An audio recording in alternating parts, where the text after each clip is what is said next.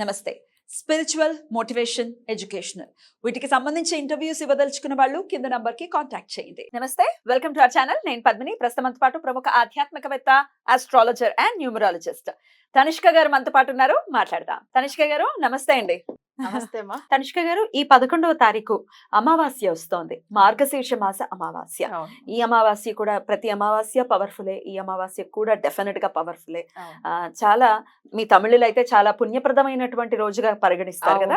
ఆ రోజు చాలా మంచి రోజు, చాలా మంచి ఆ రోజే మంచి ఫంక్షన్ పెళ్లిళ్ళు కూడా ఆ రోజే పెట్టుకుంటారు.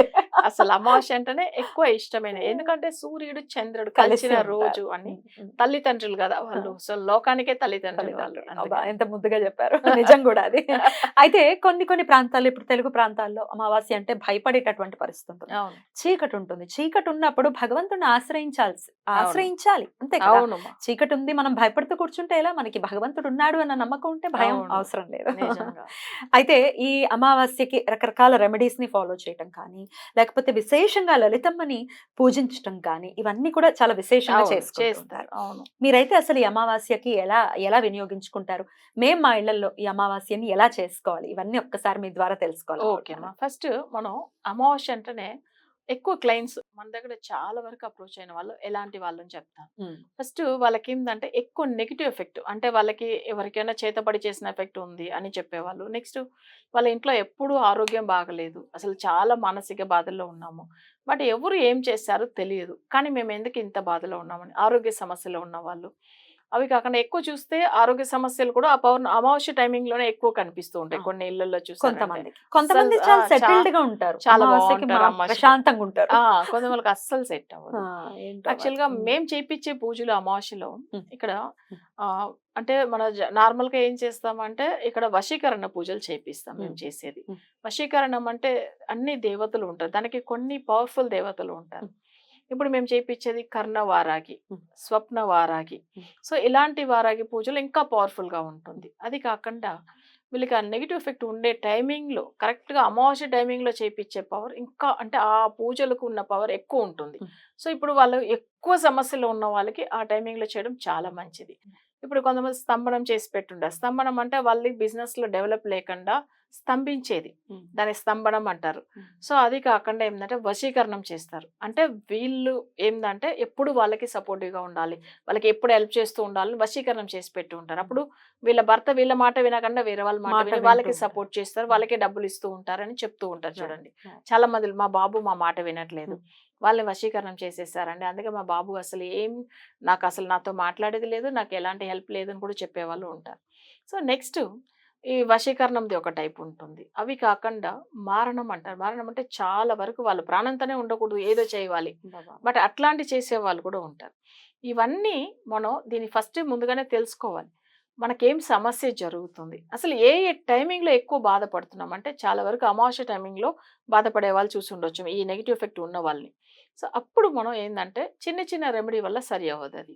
అది చాలా బాధల్లో ఉన్న వాళ్ళకి ఫుల్ పవర్గా ఏంటంటే వశీకరణం చేసుకోవాలి.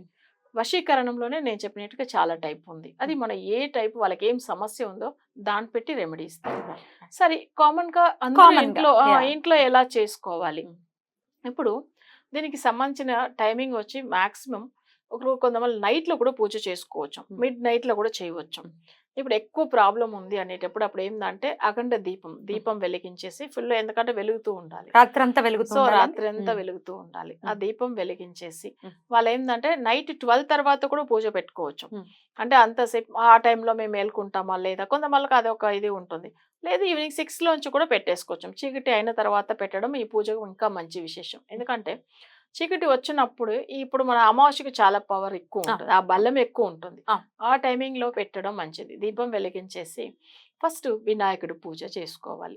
తర్వాత మనకు ఇష్టమైన దేవత ఒకటి మొక్కాలి. అంటే మన ఇష్టం అంటే మన కులదైవం కానీ ఇష్టదైవం ఏదైనా, దేవుడు, అమ్మవారైనా, స్వామివారైనా, అసలు విష్ణుమూర్తియా, శివుడా, ఏదైనా. ఎందుకంటే వీళ్ళు ఒక్క బ్లెస్సింగ్స్తో పూజ మొదలు పెట్టాలి. సో ఫస్ట్ గణపతి, తర్వాత మన ఇష్టదైవము, నెక్స్ట్ ఏంటంటే వీళ్ళ కులదైవం అంటే కులదైవం. సో అవి కాకుండా పవర్ఫుల్గా ఉగ్ర రూపంలో ఉన్న దేవతలు వాళ్ళకి కొంచెం మందులకి ఏంటంటే ఇప్పుడు మన సపోజ్ వారాగి అమ్మవారే తీసుకుంటామంటే వారాగి అమ్మవారి ఫోటో పెట్టవచ్చు. ఉమ్. తర్వాత వారాగి అమ్మకు అసలు యంత్రం ఉంటుంది. ఉమ్. ఆ అమ్మ యంత్రం వచ్చి ఏందంటే చాలా వరకు కొన్ని యంత్రాలు ఏంది నార్మల్ గా ఉండేది ఉంటుంది. ఈ నెగిటివ్ తొలగించేదానికి కొన్ని యంత్రాలు ఉంటుంది. ఉమ్. సో ఆ యంత్రం తీసి వాళ్ళు పెట్టేసుకుని ఉమ్. వాళ్ళు ఏం చేయవచ్చామంటే పూజ గదిలో ఒక పీట వేసి పీట మీద అమ్మవారి ఫోటో పెట్టేసి ఆ యంత్రంని పెట్టేసి ఒకవేళ యంత్రం లేకపోతే వాళ్ళకనే ఏం చేయాలంటే బియ్యం ఉమ్. బియ్యం పిండితో సో అమ్మవారిది ఉమ్. అసలు చక్రం ఉంటుంది. ఉమ్. ఆ చక్రం వేసేసి ఉమ్. దాని తర్వాత ఏం చేయాలంటే ఆ చక్రంలో కొంచెం పసుపు కుంకుమ బొట్లు కూడా పెట్టేసి అంటే పీట మీదనే కూడా పెట్టవచ్చు. అలా వేసి స్వామి అమ్మవారి మంత్రం వారాగి మాత మంత్రం ఏంటంటే అమ్మవారికి స్తంభించే మంత్రం ఒకటి ఉంటుంది. ఇంకొకటి ఏంటంటే గాయత్రి మంత్రం. ఉమ్. ఇది వారాగి మాతది. సో ఆ మంత్రం కూడా వాళ్ళు చదువుకుని దాని తర్వాత వాళ్ళు ఏం చేయవచ్చామంటే విడి పువ్వులతో అమ్మవారి ఫోటో ముందుగా అర్చన చేసేసి సో నెక్స్ట్ ఏం చేయాలంటే వాళ్ళు ఏదన్నా ప్రసాదం అమ్మవారికి ఇష్టమైనది ఏంటంటే అసలు ఆమెకు వచ్చి అంటే బొబ్బర్లు అంటారు చూడండి ఉమ్. తెలుగులో. ఉమ్. సో ఆ బొబ్బర్లతో దాంట్లో బెల్లము దాని తర్వాత ఏందంటే పుట్నాలు ఉమ్. సో ఇవన్నీ వేసి మిక్స్ చేసి అది ఒక ప్రసాదం పెట్టుకోవచ్చము. ఇంకొకటి ఏంటంటే తమిళ్లో వల్లిగడ్డ అని అంటారు అంటే వల్లికిഴങ്ങు అని అంటారు. తెలుగుది అది ఏం లేవు అంటే sweet potato. Sweet potato. Okay. Okay sweet potato అది చిలకడ దుంప. ఆహా తెలుగులో చిలకడ దుంప అంటారు. యాక్చువల్ గా అమ్మవారికి ఏంటంటే భూమిలో ఉండేది ఇష్టము. ఉమ్. అంటే అమ్మవారు వరాక రూపం కదా. ఆ. సో వరాగ స్వామి ఎలా ఉంటారు భూమి లోపల తవ్వుకుంటూనే వెళ్తారు కదా ఆ. ఎక్కువ. ఉమ్. సో అలాంటి ఒకటి ఏంటంటే మనం అవి స్వీట్ పొటాటో ఉమ్. చెప్పాము చూడండి చిలకడ అవి అవి పెట్టవచ్చు. ఉమ్.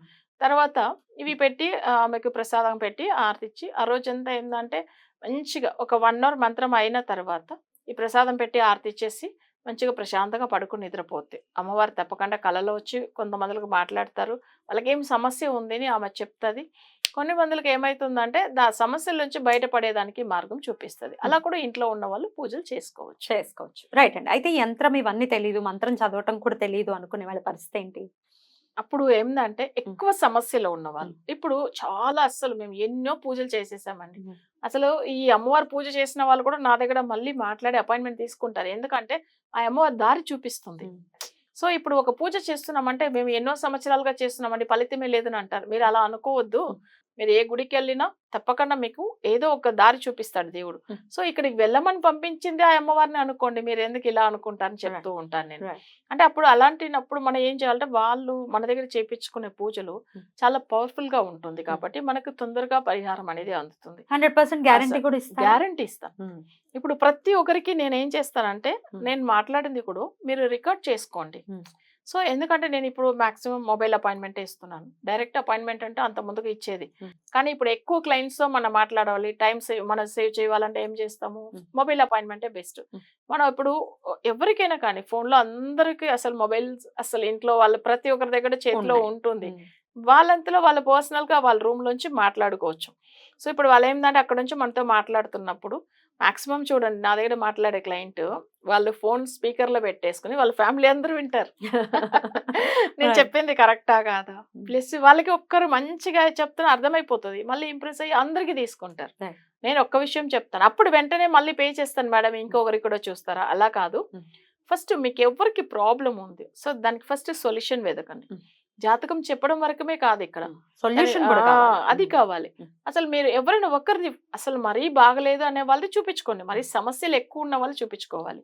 తర్వాత వాళ్ళు బయటపడిన తర్వాత ఇంకా వేరే వాళ్ళు అప్పుడు మీరు నలుగురిని కూడా ఒకసారి చూపించుకోండి అంటాను. ఎందుకంటే వాళ్ళకి నమ్మకం వస్తుంది అందుకని. సో మనం అలా చేసుకోవచ్చమ్మా.